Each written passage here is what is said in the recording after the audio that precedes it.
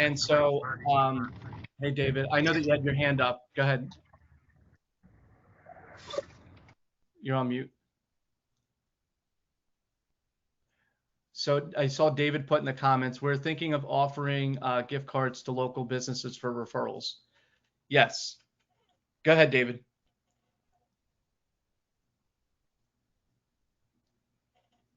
Oh, can you hear me? Yes. Okay, I'm sorry. I was trying to figure out how to use this thing. Yeah, And no. I'm at work, shoved in the bathroom. Nice. Yeah, so we're thinking of offering gift cards to people. Like instead of, like my husband had said, you can't really write off the discount. Let's do a gift card to a local like coffee shop, or it's just a local little restaurant, and then that way we can write it off and they can earn like rewards depending on how many times they refer someone. Really depends on the customer, and but that's what we were thinking. I was wondering your opinion on that. So the gift card approach definitely works. Here's the trick with the business part of this, right? So businesses, depending on what type of business, if it's a corporate business, if it's a retail customer, if it's a restaurant, things like that, you want to make sure whomever is getting that gift card, right, you're talking to the ultimate decision maker.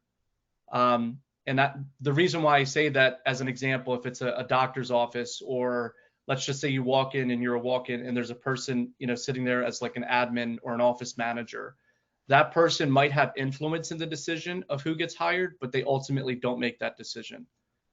And so that's the tricky part about the business to business side, is making sure you're speaking to the owner of the restaurant or the person who is in charge of whatever that building is, that's the person you're giving the incentive to. Because if it's a lower level person, they might have some influence and they might say, hey, why don't we give this person a shot? But ultimately, it's not them making a decision. So I just want to make sure, for giving out the gift cards, because you don't want to give out too many. You don't want to give out 10, 15, 20 gift cards. And then, the office managers, going to Amazon and loving you guys. But at the same time, you're not getting any new business. Yeah, that's a good point. But we're also only residential, so Okay. we don't do any commercial. So if John gave a referral and then that referral stayed with us for 3 or 4 cleans, and we would keep track and say, okay, John is going to get a, just say Dunkin' Donut, $25 gift card as a thank you from us, right? That's kind of, Yep. just something simple. We were going to, I would like to receive a gift card. So I don't know. I just thought that, like you were saying earlier, against the free thing, I think people like, I can support a local business, and people like things like coffee and little, to Yep. restaurants or boutiques or stuff like that.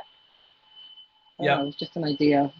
No, I think it's a great idea. And that's actually the number five one on this list, right? So the gift card approach, that's exactly what it is.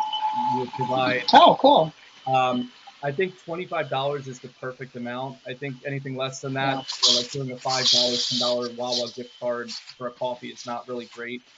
But anything above that would be, cutting into the margins of the business too much.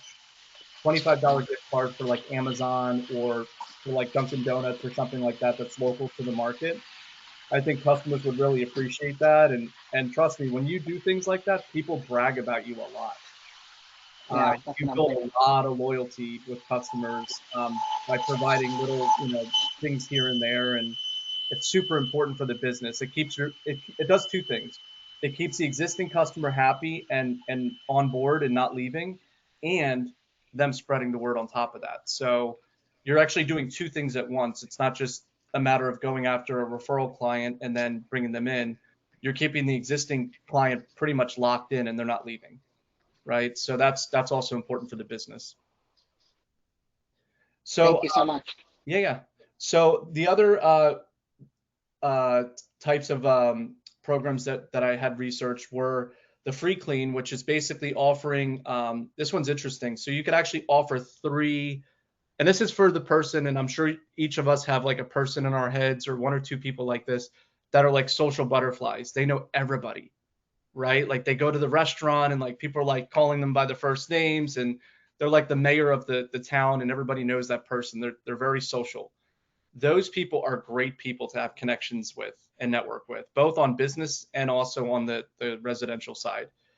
Though each neighborhood probably has one or two of these people that know everybody in the neighborhood, and everybody looks to them. You know, they might be on like the HOA board, or they might be part of a different association. Those are really good people to offer this number 3 free clean for, which is if they offer you 3 referrals, you will do a free clean for them. And those 3 basically cover at least somewhat of the cost of that free clean. So it's essentially not free, but you're getting it through another means, which is another strategy to use. I think doing that would make a lot of sense. Yeah, I would say the other part, and I'm sure maybe I'll ask this question. Have you ever been on Facebook and someone offers some sort of like instructions to a post where they say, hey, share this post, like this post, comment, and then like share it with your network? Have you ever done anything like that? Yeah, I see some heads moving. Okay. So that's the share and save program. So you can offer an incentive, whatever that incentive would be, if it's a flat number or a percentage based. But if you were to do this, then you get that. And that's a really good program as well for getting referrals. Keep